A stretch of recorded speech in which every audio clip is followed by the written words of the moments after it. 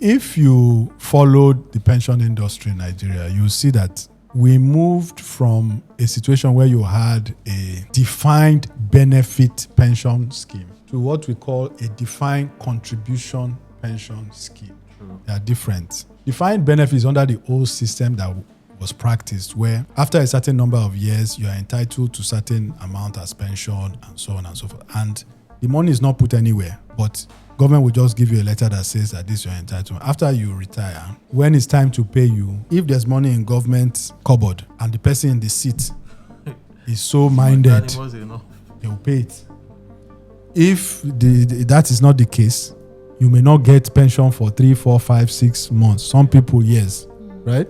That's when you used to hear people dying on pension queues and so on and so forth. So the defined contribution scheme, which came with pension reform in 2004, was to say, okay, this system is not working. Let's put a different system in place where as people are working, the money will be put aside.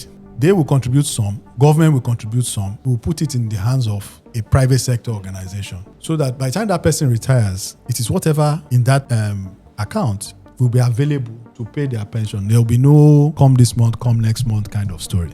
So some of what you see in terms of what we see today, there are still some people who are... But that's a related question. Yes, there are still some people who are under the old system. Under the old system. You see what I mean? 2004. Yeah, because it could even be federal workers. Okay. 2004 is 20 years ago. Yes. So somebody who retired at the age of 55, right? Maybe 75 today collecting pension. Do you see what I mean? Under the old system. So there are some of those. But there are also some people under the new system who are collecting monies, but those monies are now small. You ask the question, why is the money small? Why is the money small? Good. Thank you very much for that question.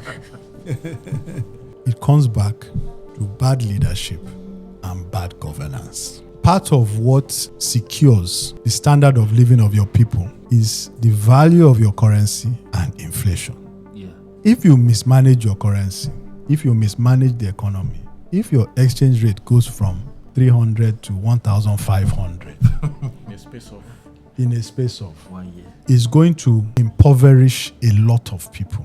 Not just pensioners, workers. You know, there are a lot of workers that are poorer today, substantially than they were 3 years ago. True. Just in terms of what they can afford and so on. Granted, some of those problems, it's not like they started 2 years ago, but this is when the sort of day of reckoning came.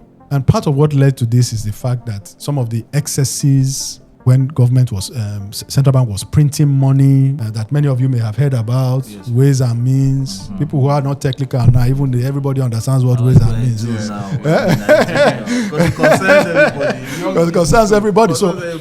So what happens when you do that is you destroy the currency. And once you destroy the currency, who bears the burden? The average person on the street, the common man.